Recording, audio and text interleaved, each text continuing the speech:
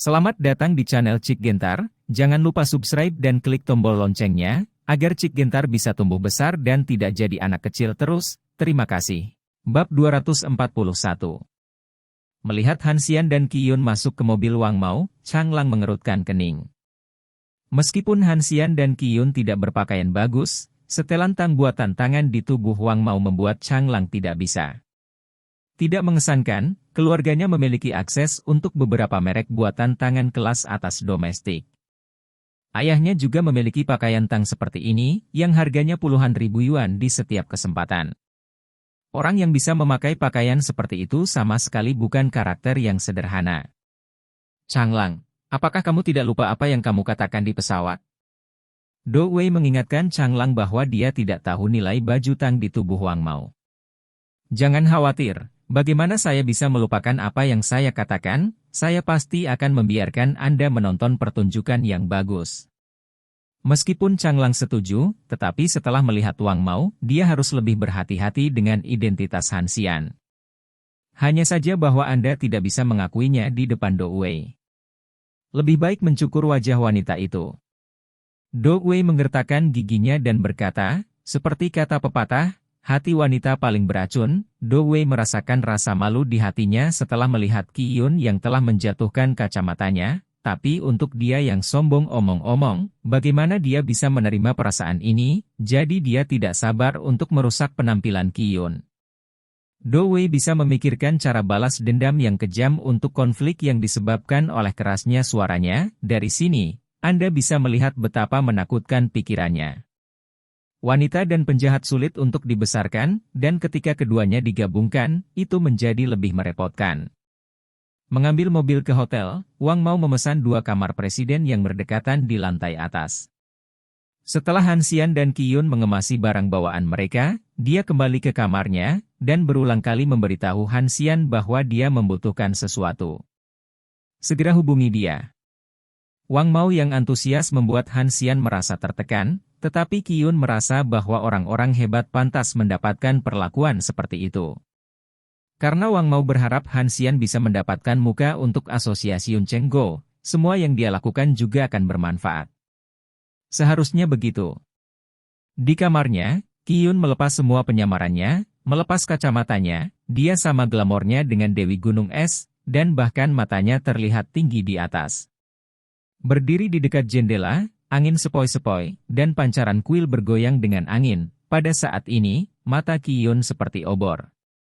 Keluarga Qi membutuhkan menantu yang dapat menopang masa depan. Jika kamu memenuhi syarat, aku, Qi Yun, bersedia memberimu apapun. Kata Qi Yun pada dirinya sendiri, kali ini kembali ke Cina. Selain berpartisipasi dalam kompetisi, Qi Yun lebih penting untuk mengambil napas, biarkan pikiran dan tubuh Anda rileks. Di Amerika Serikat, keluarga Qi memiliki latar belakang yang kuat, tetapi tidak peduli seberapa kuat keluarga itu, pada akhirnya akan ada lawan. Dalam 2 tahun terakhir, keluarga Qi telah menghadapi lawan kuat yang belum pernah terjadi sebelumnya. Penampilan mereka membuat keluarga Qi status dalam keluarga kerajaan anjlok, meskipun Qi Yun telah mencoba segala cara untuk mempertahankan status keluarga Qi, tetapi efeknya sangat kecil. Dalam 2 tahun terakhir, Qi Yun kelelahan secara fisik dan mental. Ayahnya membujuknya untuk menemukan pria yang cakap untuk melakukan semua ini, tetapi pria biasa tidak bisa masuk ke mata Qi Yun. Sampai dia kembali ke Cina kali ini, sampai dia melihat Han Xian, Qi Yun merasa bahwa pria ini memiliki kesabaran yang sama seperti dirinya. Qi Yun tahu bahwa dia dan Han Xian adalah dari jenis yang sama, dan orang seperti itu mungkin memenuhi syarat untuk menjadi menantu dari keluarga Qi.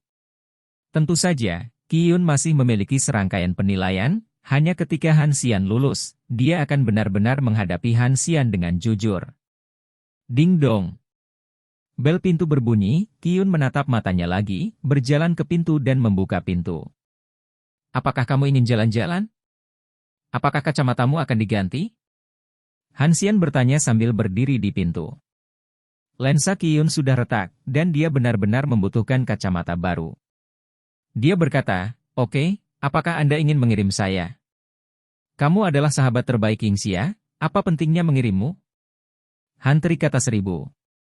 Mendengar ini, Qiyun sedikit tidak puas di hatinya.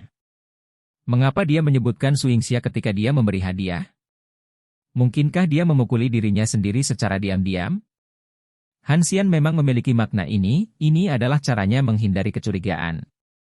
Qiyun sangat cantik, bahkan lebih cantik dari Suingxia, tetapi bagi Han Xian, posisi Suingxia di benaknya tidak tergantikan, dan yang indah hanyalah sepasang kulit. Tak lama setelah meninggalkan hotel, Han Xian memperhatikan bahwa seseorang sepertinya mengikuti mereka, seorang pria yang telah menyelinap ketika mereka meninggalkan hotel. Sepertinya dua orang di pesawat berencana untuk membalas dendam pada kita, tetapi mereka datang ke pintu begitu cepat. Han Xian berkata kepada Qiyun dengan lembut. Qiyun menoleh dan melihat sosok Dong Hao dengan mudah terlihat di antara orang banyak. Meskipun hanya sosok belakang, bagaimana mungkin Qiyun tidak mengenalinya? Dong Hao bertemu dengan Han Xian ketika dia berada di ring tinju. Jika Han Xian bisa melihat wajahnya dengan jelas, dia pasti akan curiga. Apa yang harus saya lakukan? Qiyun bertanya pada Han Xian. Tidak masalah, anggap saja kamu tidak tahu apa-apa. Jika dia benar-benar berani melakukannya, kita akan berlari lebih cepat, kata Han Xian sambil tersenyum. Ketika keduanya berbalik dan terus berjalan ke depan, Qiyun membuat gerakan diam dengan tangan di belakangnya. Tidak bisakah kamu lari saja? Kamu adalah pria besar, jadi kamu tidak akan takut bertarung, kata Qiyun sambil tersenyum. Han Xian mengangguk sebagai hal yang biasa, dan berkata, apakah kamu lupa siapa namaku, beraninya kamu melawan seseorang? Qiyun tersenyum dan berhenti berbicara. Hubungannya dengan ring tinju begitu dalam, tapi dia harus bersembunyi ini sengaja, itu terlalu mirip dengan lintasan hidupnya, yang membuat Qiyun semakin merasa bahwa Han Xian dan dia adalah jenis yang sama. Dikatakan bahwa mereka menghargai jenis yang sama, dan perasaan Qiyun semakin kuat. Setelah memasuki pusat perbelanjaan, Han Xian menemukan bahwa orang yang dia ikuti telah menghilang. Mungkin hanya Changlang yang ingin tahu apa yang mereka lakukan, jadi dia berhenti memikirkannya, dan ide-ide generasi kedua yang kaya tidak sesuatu yang bisa dia lakukan. Tebakan acak. Tentara akan datang untuk memblokir air dan bumi akan menutupi, sehingga orang tidak menyinggung saya dan saya tidak menyinggung orang lain. Dia memberi Qiyun kacamata baru. Tentu saja, Han Xian membayarnya. Meskipun tidak murah, itu hanya sampah. Setelah itu, keduanya pergi makan malam bersama sebelum kembali ke hotel. Ketika Wang Mao tiba di tempat makan, dia sengaja memanggil Han Xian. Antusiasme yang berlebihan membuat Han Xian merasa tidak tahan. Di tengah malam, Changlang dan Do Wei keluar dari bar. Changlang, yang tidak membuat Do Wei mabuk, sedikit tidak mau. Dia awalnya berpikir bahwa dia bisa pergi ke hotel untuk menghabiskan malam yang baik malam ini. Tapi sekarang sepertinya dia hanya bisa mengirim Do Wei pulang. Begitu keduanya masuk ke dalam mobil, kursi belakang mobil dibuka, dan seseorang dengan cepat masuk ke dalam mobil. Bung, kamu masuk ke mobil yang salah, keluar dari sini. Changlang dalam suasana hati yang buruk, jadi ketika dia menemukan hal semacam ini, dia secara alami tidak memiliki nada yang baik.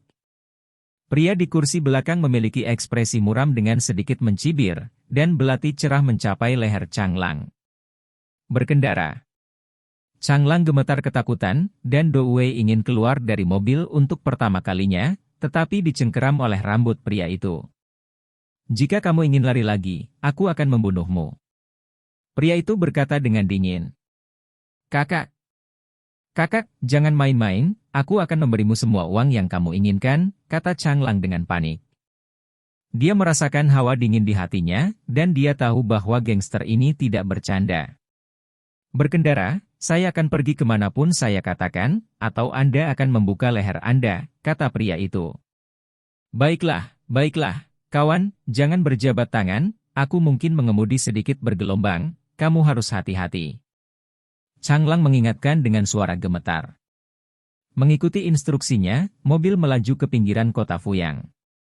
Hutan belantara tanpa lampu jalan gelap gulita, dan Changlang hampir takut untuk buang air kecil. Wajah Do Wei pucat untuk waktu yang lama, dia belum pernah mengalami perampokan, dan dia sangat takut. Hentikan mobilnya, kata pria itu di tempat sepi. Changlang menginjak rem, menghentikan mobil dengan mantap, dan berkata, "Saudaraku, aku akan memberikan apapun yang kamu inginkan.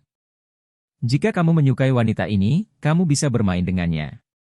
Mendengar ini, Do Wei meskipun anggota tubuhnya lemah, dia tidak bisa menghentikannya untuk marah pada Changlang, dan berkata dengan ramah, "Changlang, apa yang kamu bicarakan? Kamu masih bukan laki-laki." "Do Wei, berhenti bicara omong kosong, kakak tertua ini bisa melihat Anda, ya yang mulia." Untuk menyelamatkan hidupnya, Changlang tidak peduli apa yang dipikirkan Do Wei tentang dia. Bab 242. Turun. Mengikuti perintah pria itu, Changlang dan Do Wei dengan cepat turun dari mobil. Cahaya bulan tipis, tapi dia samar-samar bisa melihat penampilan orang. Saat dia melepas topinya dan memperlihatkan wajahnya, bukankah ini Dong Hao? Changlang menundukkan kepalanya dan tidak berani menatap Dong Hao, karena dia tahu bahwa penampilan para gangster ini tidak dapat dilihat, jika tidak mereka akan dibunuh dan dibungkam. "Berlututlah," Dong Hao berkata ringan, memainkan belati di tangannya. Changlang berlutut, dan Do Wei melakukan hal yang sama. Rasa superioritas keluarga kaya menghilang pada saat ini. "Apa yang kalian berdua, kamu berani menggertak nona mudaku," kata Dong Hao sambil mencibir. "Saudaraku, apakah Anda menemukan orang yang salah? Bagaimana saya bisa menggertak nona muda Anda? Saya bahkan tidak mengenalnya." Changlang segera menyangkal bahwa untuk menyelamatkan hidupnya, dia bisa menggunakan Do Wei sebagai perisai. Mungkin mengakuinya. Dia. Dan dalam ingatan Changlang, dia tidak menyinggung siapapun. "Tidak, kacamata nona mudaku semuanya rusak. Bukankah itu salahmu?" kata Dong Hao. "Kacamata?" Changlang langsung teringat Qiyun, yang ditemuinya di pesawat, wanita pendiam yang sebenarnya memiliki bawahan yang begitu kuat. "Saudaraku, maafkan aku tidak tahu wanitamu begitu kuat. Aku tidak bermaksud begitu, tolong maafkan aku akan meminta maaf padanya secara langsung," kata Changlang dengan bersujud. "Pengampunan adalah sesuatu yang Tuhan lakukan, dan tanggung jawabku adalah mengirimmu untuk melihat Tuhan." Dong Hao berkata dan berjalan ke Changlang. Changlang ketakutan dengan kalimat ini, selangkangannya basah, dan dia terus bersujud dan memohon belas kasihan. Namun kali ini, Do Wei tidak lagi takut, karena dia merasa bahwa orang di depannya hanya dibawa oleh Qiyun untuk sengaja menakut-nakuti mereka. Seorang wanita compang-camping masih seorang wanita muda. "Ini adalah pertama kalinya saya melihat seorang wanita muda yang lusuh. Kembali dan beritahu jalang ini, saya, Do Wei, tidak bisa menakut-nakuti saya dengan santai," kata Do Wei. Ketika Dong Hao mendengar ini, dia langsung mengerutkan kening. Dia tidak akan membiarkan siapapun mengatakan bahwa Qiyun salah. Dalam hatinya, Qiyun seperti seorang dewi dan tidak dapat dicemarkan oleh siapapun. "Dari mana Do Wei berasal? Menakutkanmu?" Suara Dong Hao jatuh, dan dia menikam leher Changlang. Saat dia menghunus pisau, Changlang, yang mencengkeram lehernya, berdarah deras, matanya melebar, dan dia menatap Dong Hao dengan tidak percaya. Jelas Do Wei yang mengatakan sesuatu yang seharusnya tidak dia katakan, jadi apakah dia menderita? Melihat adegan ini, Do Wei langsung tercengang, untuk menakut-nakutinya. Apakah ini hanya untuk menakutinya? Dengan wow, Do Wei menangis keras, dan Bunga Pir berkata dengan hujan, tidak, tolong jangan bunuh aku." Changlang telah jatuh ke tanah, darah merah di bawah sinar bulan tampak sangat aneh, dan Do Wei sangat berani patah, ingus dan air mata menjadi bola, terus bersujud. "Ini tidak sopan untuk Nona, hanya kematian yang bisa menebusnya." Changlang berjalan ke arah Do Wei, menarik rambutnya, dan membuat Do Wei mengangkat kepalanya, tanpa sedikit pun emosi di matanya, dan mengakhiri hidup Do Wei dengan satu pisau. Setelah membunuh 2 orang, Dong Hao mengeluarkan sebatang R0K0K, tanpa panik sedikit pun, dia tampak sangat tenang, dan setelah melihat kedua mayat itu, dia tidak berniat untuk membunuh dan mengubur mereka, tetapi melangkah pergi. "Nona, selama Dong Hao ada, tidak ada yang akan menghinamu. Hanya aku yang bisa berdiri di sisimu, hanya aku." Keesokan paginya, Han bangun pukul 3.000, sebelum sarapan, bel pintu berbunyi. berdering. Wang Mao berperan sebagai pelayan dan bahkan membawakan sarapan untuk Han Xian. Perhatian yang cermat semacam ini membuat Han Xian sedikit besar. "Kakek Wang, jika kamu melakukan ini, aku berada di bawah banyak tekanan," kata Han Xian sambil tersenyum masam. "Hal-hal kecil adalah hal-hal kecil, jangan terlalu banyak berpikir, itu hanya sedikit usaha," kata Wang Mao sambil tersenyum. Han Xian menggelengkan kepalanya tanpa daya dan berkata, "Kakek Wang, jangan khawatir, saya pasti akan mencoba yang terbaik untuk bersaing. Tidak ada batasan untuk rasa lipstik." Hanya ini, Han Xian tidak akan menganggap enteng oleh karena itu, kekhawatiran Wang Mao sama sekali tidak perlu menurut pendapatnya. "Ngomong-ngomong, beberapa hari ini, kamu sebaiknya tidak pergi kemanapun, tetap di hotel. Kota Fu yang sekarang tidak damai, jadi jangan ada kecelakaan," kata Wang Mao kepada Han Xian. "Kenapa tidak damai?" Han Xian bertanya dengan bingung. "Saya bangun pagi ini dan menonton berita. Tadi malam, 2 orang terbunuh di pinggiran kota. Satu pria dan satu wanita masih sangat muda. Mereka diblokir. Sayang sekali. Kehidupan yang baik hilang." Wang Mao mendesah bahwa dunia ini tidak kekal, dan benar-benar tidak pasti siapa yang akan datang lebih dulu besok dan kecelakaan itu. "Diam. Berapa banyak kebencian yang diperlukan untuk membunuh orang dengan cara ini?" Han Xian buru-buru menyalakan TV. Berita tentang stasiun TV lokal disiarkan berulang kali. Dalam waktu singkat, kota itu penuh dengan masalah. "Saya mendengar bahwa pemuda bernama Chang Lang ini memiliki keluarga yang baik dan memiliki banyak kehidupan yang baik yang belum sempat dia nikmati."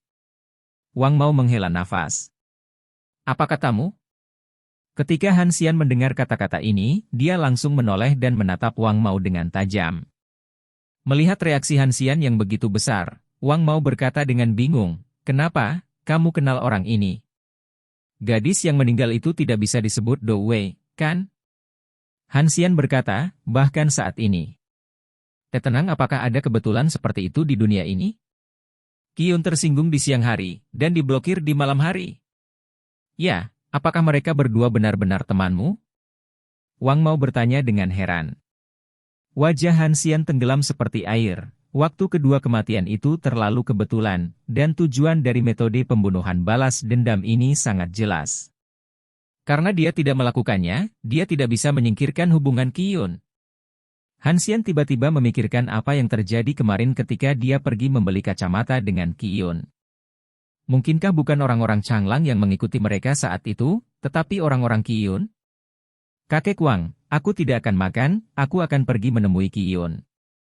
Setelah Han Xian selesai berbicara, dia berjalan keluar ruangan.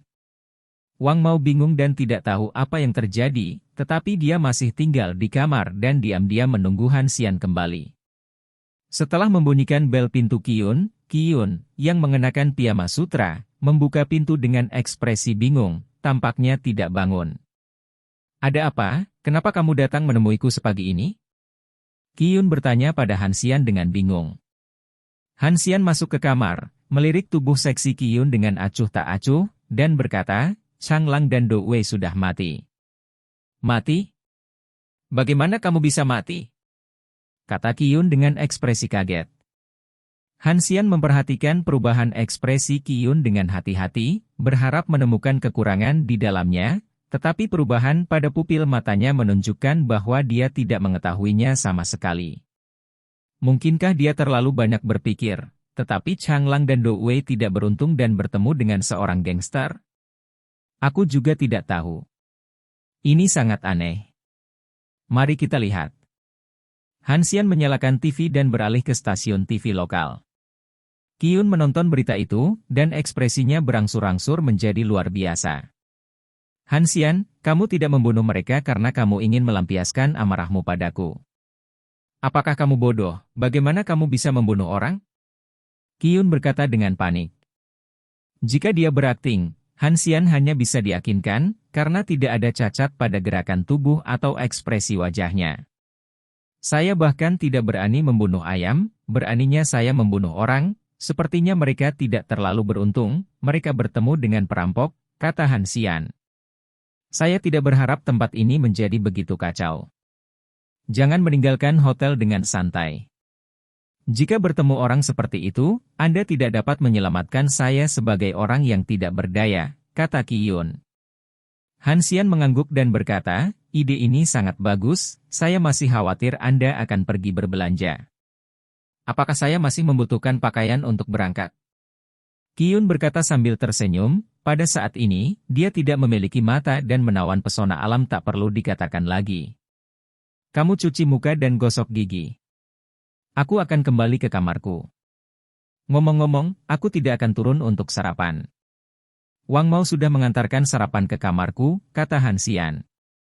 Keberpihakan Presiden Wang terhadap Anda benar-benar patut ditiru, kata Qiyun cemburu. Saat Han Xian diusir dari ruangan dan pintu ditutup, ekspresi Qiyun berubah, penuh permusuhan. Dia tidak perlu memikirkannya untuk mengetahui siapa yang melakukannya, tapi dia sudah memperingatkan Dong Hao untuk tidak main-main tanpa perintahnya. Aku tidak menyangka dia akan membunuh Chang Lang dan Do Wei.